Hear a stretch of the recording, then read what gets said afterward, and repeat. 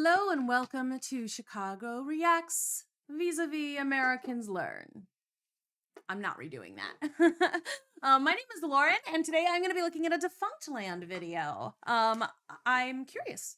I enjoy the Defunctland videos that I've seen before, but I don't think I've seen any for the channel. I think Kit did, though. So anyway, this one is going to be the failure of Chuck E. Cheese ripoff, Club Disney. I have vague memories of knowing what Club Disney was, but I don't really remember what specifically. Because, I didn't have access to Disney Channel or much as a kid. So it was not, I feel like I remember seeing commercials for it. Or I feel like I remember seeing it mentioned. But I don't recall very much. So here we go. We're going to look at Disney's Chuck E. Cheese ripoff. It's always fun, I will say, when Disney fucks something up like that. The year was 1996, and the Walt Disney Company was in a very peculiar place. Walt Disney Studios was riding high, as they were in the middle of the Disney Renaissance. A return to form had yielded a plethora of box office success, while the rest of the company appeared to be in a state of disarray. Jeffrey Katzenberg, the president of Walt Disney Studios, was forced to resign by CEO Michael Eisner in 1994. This was because Katzenberg had demanded that Eisner appoint him to president after the death of Frank Wells had left the position vacant. Many prominent Disney shareholders and board members did not want Katzenberg as the president of the company, and Eisner, who saw Katzenberg as hungry for power and acclaim, did not feel comfortable promoting him. After he left, Katzenberg would form rival animation studio DreamWorks SKG and would sue Disney for promised royalties that he had never received. The lawsuit would be settled a year later in 1997. With reports saying that Disney paid Katzenberg almost $270 million. Wow. In 1995, Eisner had appointed Michael Ovitz, the founder of the world-renowned creative arts agency, to the position of president. For a variety of reasons, this did not work out. Eisner would dismiss him from the company just over a year later in 1996. Ovitz would walk away with a severance package of nearly $140 million. Whoa. During all of this, Eisner himself would cash in stock options of nearly $600 million. Money was flying all over the place at the Walt Disney Company, but none of it was going to the company's other major division. Disney Parks had gone on a roller coaster of its own during the preceding 5 years, and Eisner's proclaimed Disney decade was not going as planned. Many ambitious and creative projects were scrapped by the mid-90s. Disney's America was announced, and then canceled. Disneyland's elaborate Tomorrowland renovation, Tomorrowland 2055, was announced and then canceled. Disneyland's second gate, Port Disney, was announced and then canceled. That's too bad. That looks like it could have been cool. Very Fortress of Solitude-y. Disneyland's other second gate, Westcott, was announced and then canceled. No, that sounds so dumb. Epcot's New World Showcase pavilions and renovated Future World pavilions were announced and then canceled. A bunch of Indiana Jones attractions, a bunch of Muppets attractions, and a bunch of Toontown attractions all were announced and then canceled because of one bad egg: Euro Disney. The resort just outside of Paris, France had gone way over budget and failed spectacularly, causing a domino effect throughout the company. Euro Disney was not the sole reason that all of these projects were canceled. For some, there were many other causes, but the failure was always part of the decision, and more often than not, it was the deciding factor. Whether for financial reasons or personal hesitation, Eisner slammed the brakes on the Disney decade, but he still felt pressure to capitalize on the strong brand that the studios had created. Plus, the United States was experiencing an economic boom during this time, allowing families more leisure spending. All signs were pointing Eisner to an expansion of the parks, but Euro Disney, Disney's America, and the other failures were still on his mind. This led him to what seemed to be a brilliant compromise. In 1996, Eisner created a new subsidiary of the Walt Disney Company named Disney Regional Entertainment. This division would plan and execute Disney entertainment venues throughout the United States. With this, the company would be able to profit off of its successful properties in an interactive setting similar to the company's parks in Anaheim and Orlando. However, that little girl looked real hesitant about kissing Pinocchio. Properties in an interactive setting similar to the company's She's like, okay. Parks in Anaheim and Orlando. However, what Eisner was planning was no Disneyland. He had something much cheaper in mind, and something much more 90s. Okay, well, all right, you know what? You can't immediately write it off because it's cheaper. Because it might be, maybe that means it's cheaper for consumers as well. But I would be worried about the cutting of corners, especially because you know he's not taking a pay cut.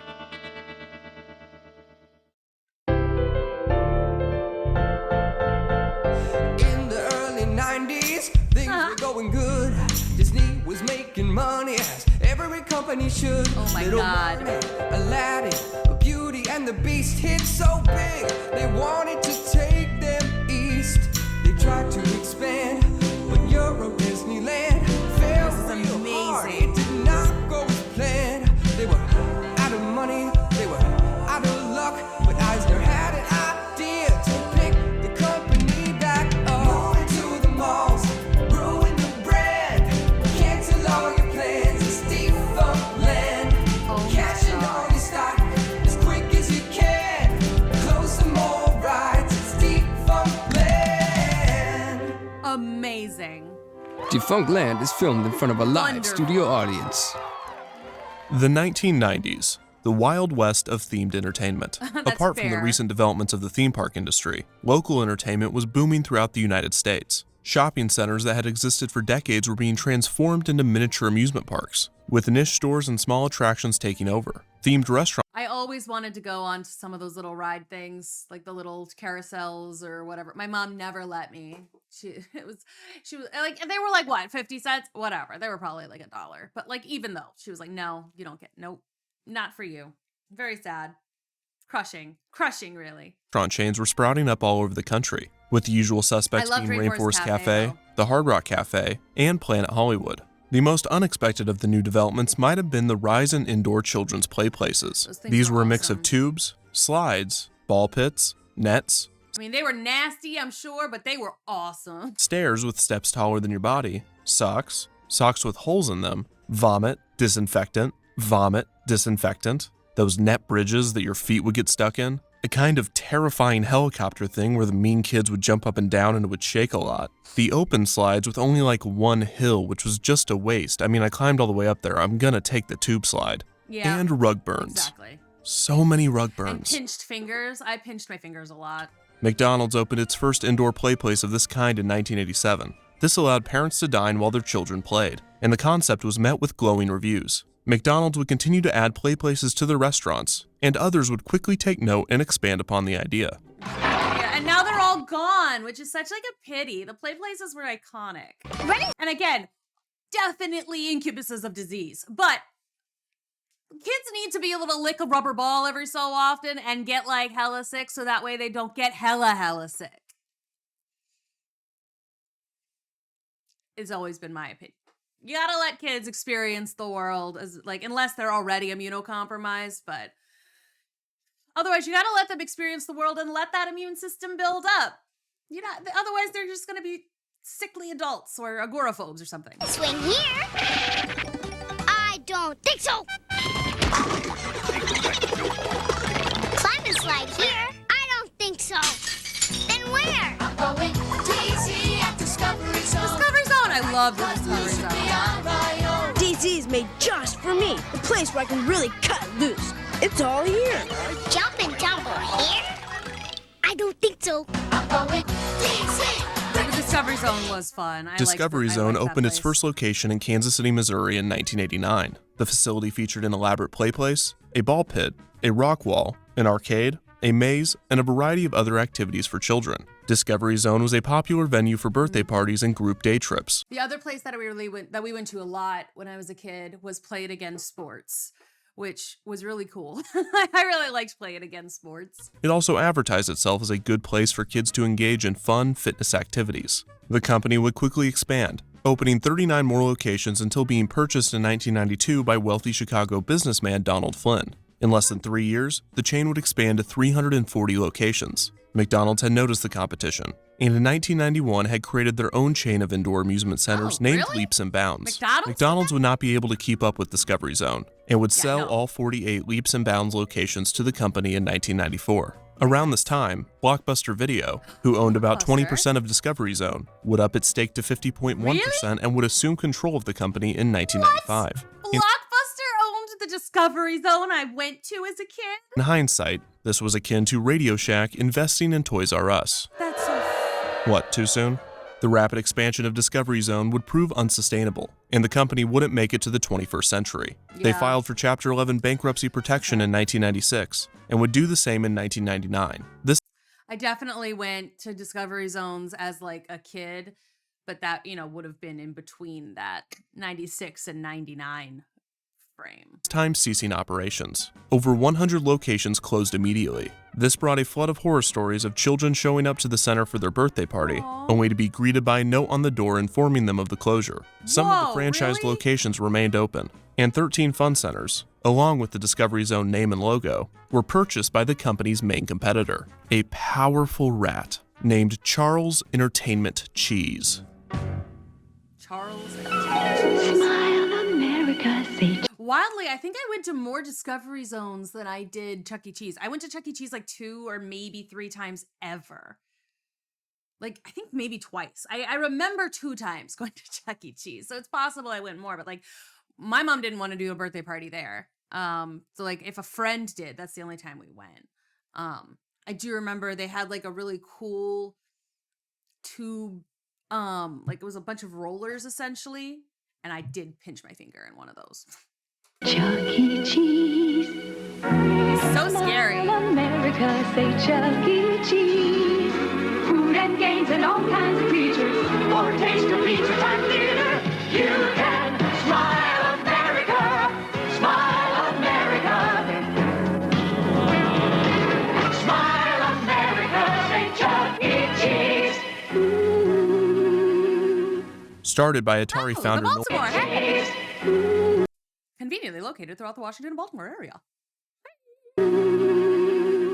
Started by Atari founder Nolan Bushnell, Chuck E. Cheese's opened its first location in San Jose, California in 1977. Bushnell had always had a respect for the Walt Disney Company and their theme parks, and he wanted to create an elaborate entertainment experience of his own. He would I'm combine pretty sure, wasn't the Chuck E. Cheese though originally a little more adult from what I remember? I feel like I remember learning about that at some point. video games, animatronics, and pizza into a restaurant called Chuck E. Cheese's Pizza Time Theater. Bushnell would expand this restaurant into a chain, and by 1984, the company had over 250 locations. Unfortunately, this same year, Pizza Time Theater would declare bankruptcy due to debts acquired through expansion, the declining interest in arcades, and in some cases, multiple restaurants that were located too close to each other, virtually splitting the potential profit of an area. The remaining locations would be quickly bought by rival chain Showbiz Pizza Place, which was started by a Chuck E. Cheese franchisee in 1980. Showbiz Pizza did not rebrand any of the Chuck E. Cheese restaurants, and the two chains would eventually be merged in 1990. Yes, I've definitely watched a video about this before because it was a FNAF video. Like it was explaining the actual real like Showtime and Pizza Time. Like it was like discussing this Chuck E. Cheese phenomenon and how it was used as like a basis for what happened in Five Nights at Freddy's.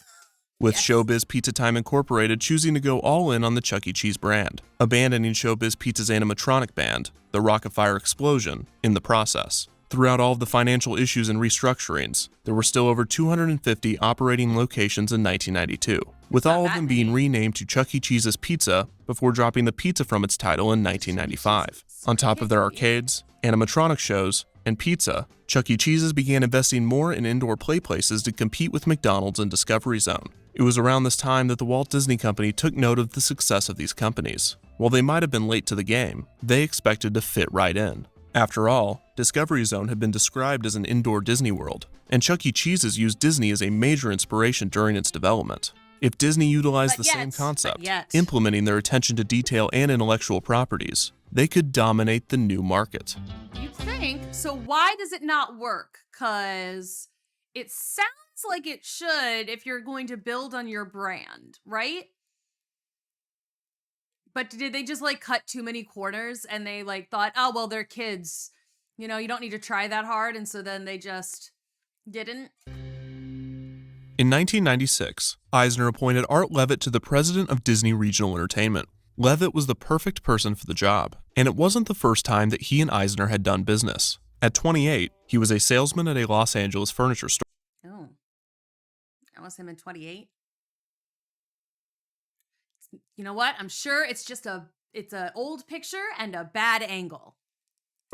One day, Michael Eisner himself walked in looking to purchase some items for Disney. The fact that the CEO of one of the world's largest corporations was concerned with something as small as furniture was a true testament to Eisner's micromanagement. Levitt and Eisner apparently hit it off, and he was quickly named Director of Corporate Projects and Executive Assistant to Eisner. During his first tenure with Disney, He would also become an executive in charge of overseeing Walt Disney World's on-property resort and entertainment locations, including the Disney Village Marketplace and its Pleasure Island nightclub district. Wow. Levitt came up with the idea for an ESPN-themed restaurant to be placed on Pleasure Island. In 1993, Levitt left Disney to head Rank Leisure USA, a company that operated multiple Hard Rock Cafe locations. Just 2 years later, he would return to Disney, equipped with new expertise on location-based themed entertainment. After becoming the president of Disney Regional Entertainment, he would head the creation of 3 national chains for the Walt Disney Company. The first was their attempt at a children's indoor amusement center to be named Club Disney.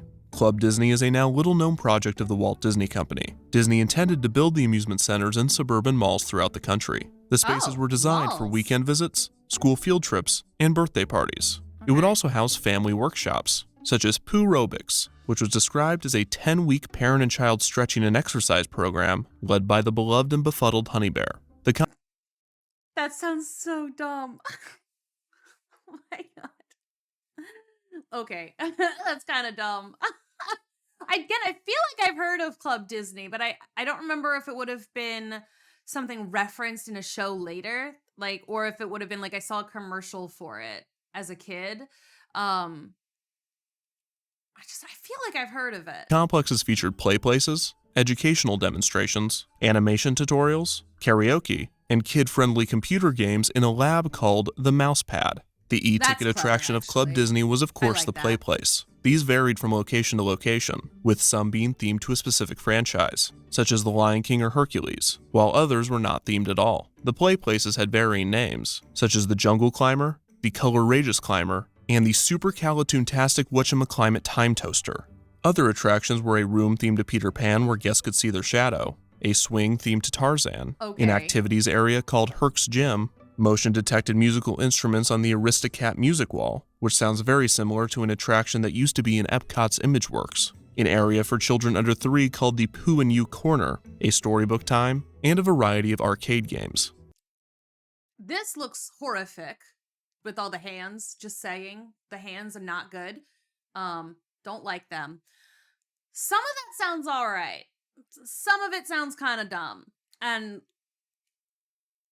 again, are they like gonna charge extra for the branding? Because like that, maybe if it's too expensive, because they're like, well, we're using these IPs, you know. So it's like maybe that would do it if like it's all branding. Man, I don't know.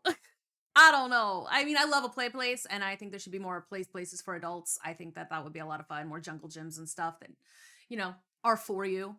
I miss play places. I think it would be enjoyable to go back to one, but I wouldn't pay an extra $35 essentially because it's Disney.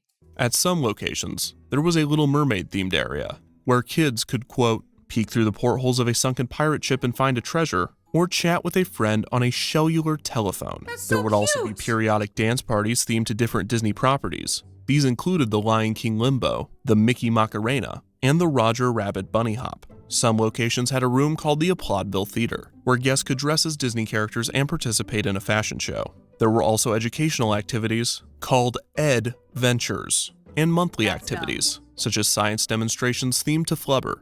As with Chuck E. Cheese and Discovery Zone, a major focus of Club Disney was its elaborate birthday parties, with children getting to pick from a few options, such as Disney Princess Tea, Toy Story Search Party, Pooh-rific, Hercules Hero Hurrah, and 101 Dalmatians Bow Wow Bash. They are really dedicated to coming up with Pooh-themed puns, aren't they? Some locations had a magician performing tricks as Merlin, and the cake for the parties was catered by the Cheesecake Factory. A child could only enter Club Disney with an adult, and both were given a special wristband with a barcode, so no child could leave with a different adult than the one they came with. This was to ease the minds of parents, to allow the kids to roam free within the complex, and to ensure that no parents treated Club Disney as a daycare center. The clubs also served Mickey Mouse-shaped pizza. Admission was $8 for kids and $4 for adults, which would be about $12 and $6 respectively when adjusted for inflation. Okay, so that's nothing. That's fine. I was like, oh, it's gonna be like $40 or something to get in. No, okay. All right. That's fine. There was also a large gift store called the Clubhouse Shop. One mother Also, the only time ever that something is more expensive for a child to get into than an adult. That would be hilarious. I would do it just for that. reacted to Club Disney's announcement by proclaiming, "Disney has invaded our lives, but I think the children enjoy all of it." The opening day of the first location, which was part of a new mall in Thousand Oaks, California, began with a ceremony featuring Michael Eisner, Mickey Mouse, and Goofy. The head of attendance calculating at the Walt Disney Company estimated that over 10,000 visitors would show up on opening day. And surprise, he was a little off. When Club Disney opened its doors on February 21st, 1997, only 1,000 visitors showed, proving that no one had learned anything from Euro Disneyland's opening. One sheriff was quoted saying, "We were expecting a lot more people. Maybe because Disney advertised that tens of thousands were going to be here, it scared people away." Of the opening day crowd, 10 or so were protesters accusing Disney of paying Haitian workers 28 cents an hour to make Pocahontas-themed pajamas. The demonstrators were probably also disappointed that more people did not show up. Yeah, I bet. Still, parents and children seemed to love the new complex, and 4 more would be built. Another in California, 2 in Arizona, and 1 in Colorado. Disney representatives had been enthusiastic of the chain's success, claiming that they were going to open another 100 clubs, quote, as fast as we can build them. But While it reviews seemed were like they're going positive, great, Club though. Disney was not without its critics. One of the higher-end malls that Club Disney had moved into accused Disney of ignoring the complex's theming standards by implementing their cheesy design. Also, parents complained about the price of admission, especially the necessity for a separate adult ticket, as they were not participating in the club's activities and were required to be there. I see that. That would be frustrating. I mean, like, again, $6 and $12 adjusted for inflation, not crazy, but I can see where you'd be annoyed.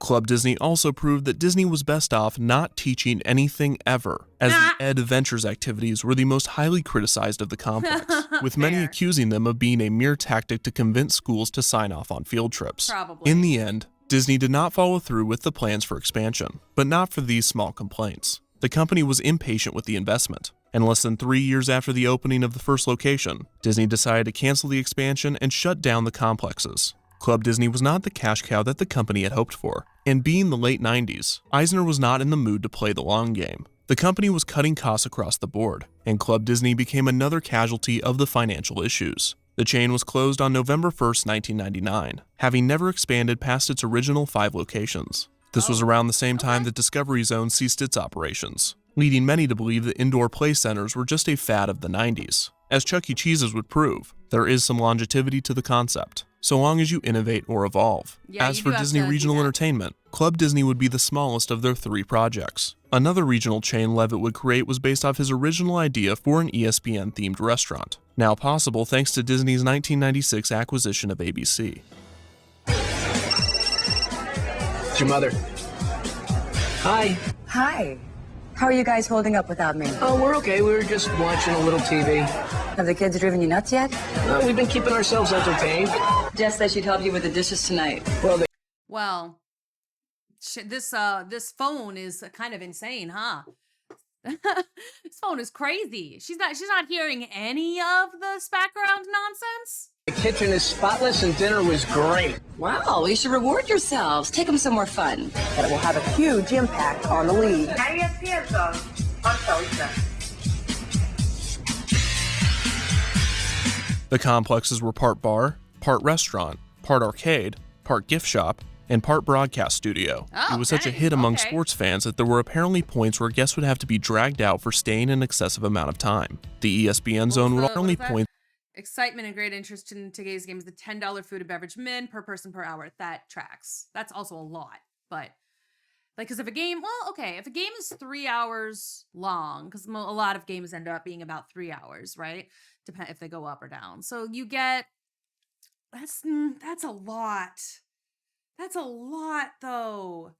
Because you get your chicken wings. Those are $10, and that takes care of that. But then, like, do you get the drink with the chicken wings? If you get a drink that's $10, which in that time would have been really expensive for a drink, so you get I mean, maybe 2 beers? I don't know. I'm trying to figure out the actual logistics on the math on that. That feels extreme. It's where guests would have to be dragged out for staying an excessive amount of time. The ESPN Zone would also put on the Ultimate Couch Potato Competition, a sitting competition that challenged participants to watch TV without falling asleep or getting up, only allowing a bathroom break every 8 hours. 8 hours? The winner Fuck. watched Okay, never TV mind. for 3 Never mind. I couldn't do that. Couldn't do it. For 8 hours sitting in one spot, I would die. I mean, I wouldn't fall asleep, but I would give up. straight days. ESPN Zone would debut in Baltimore on July 11th, 1998. The brand would grow to a total of 9 locations, many of which would close in the mid to late 2000s, mostly due to the recession, and the only remaining location, at Downtown Disney in Anaheim, closed June 2nd, 2018 to make room for the Disneyland Resort's new hotel. In between Club Disney and ESPN Zone would be Disney Regional Entertainment's most ambitious project. I feel like I don't really remember ESPN Zone, although I recognize that Barnes & Noble location. Like, I've been there, so it's probably just something that, like, I wasn't interested in it as a kid, so it didn't. But I remember that Barnes & Noble, I recognize that. It was the main reason that the subsidiary had been created. It was the Imagineers' most puzzling concoction. It was Disney Quest. That's an episode for another day, I guess.